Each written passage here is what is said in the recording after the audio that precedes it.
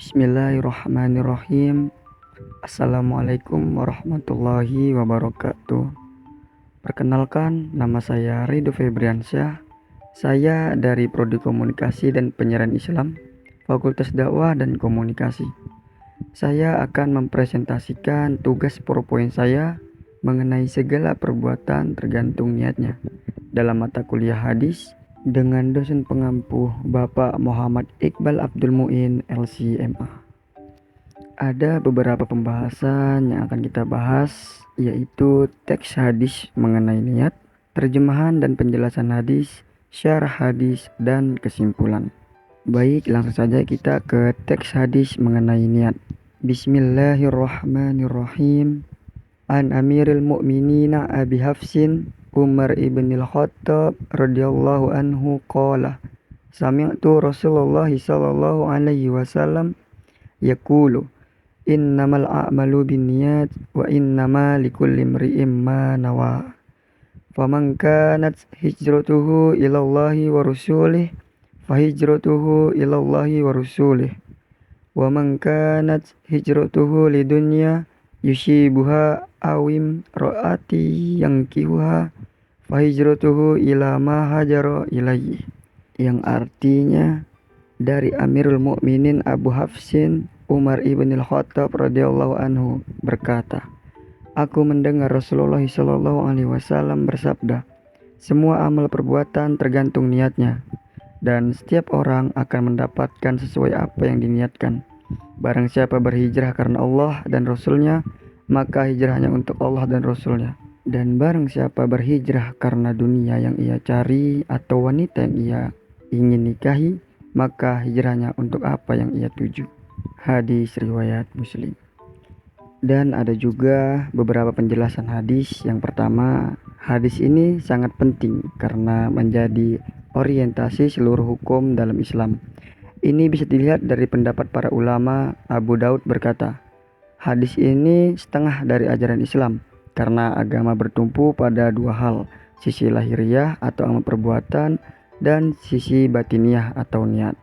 Yang kedua, Imam Ahmad dan Imam Syafi'i berkata, hadis ini mencakup sepertiga ilmu karena perbuatan manusia terkait dengan tiga hal, hati, lisan, dan anggota badan. Sedangkan niat dalam hati merupakan salah satu dari tiga hal tersebut.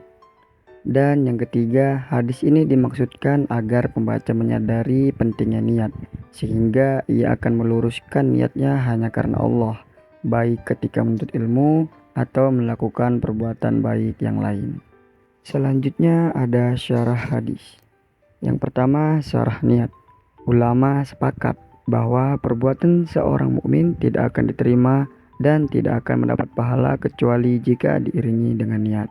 Yang kedua, ada waktu dan tempat niat.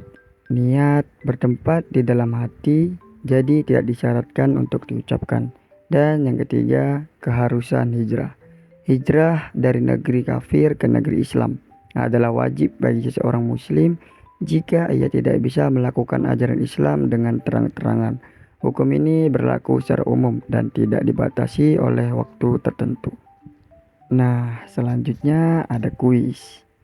Pertanyaannya yaitu, hadis arba'in keberapakah yang menjelaskan segala perbuatan tergantung niatnya? Yang A, hadis arba'in ke-1, B, hadis arba'in ke-2, C, hadis arba'in ke-3, dan D, hadis arba'in ke-4.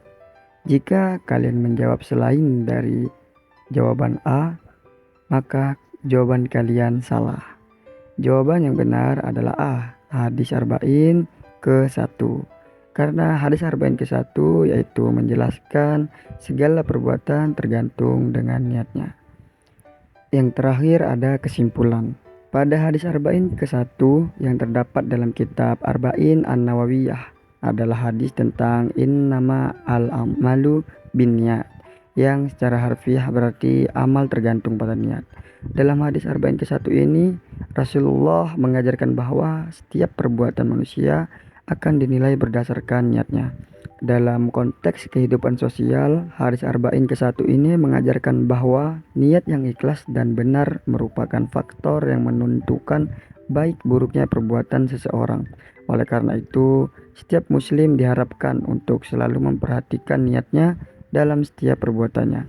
Dan ada 3 faedah hadis arba'in yang ke-1 ini, yaitu yang pertama, dalam Jami' al-Ulum wa al-Hikam, hadis ini dikatakan oleh Imam Ahmad sebagai salah satu hadis pokok dalam agama kita, atau disebut usul al-Islam.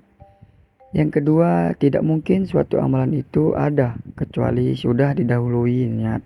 Adapun jika ada amalan yang tanpa niat, maka tidak disebut amalan seperti amalan dari orang yang tertidur dan gila. Dan yang terakhir, setiap orang akan mendapatkan apa yang ia niatkan. Maksud hadis ini adalah setiap orang akan memperoleh pahala yang ia niatkan. Mungkin hanya itu saja yang dapat saya sampaikan. Lebih dan kurang, saya mohon maaf. Kepada Allah saya mohon ampun. Terima kasih. Wassalamualaikum warahmatullahi wabarakatuh.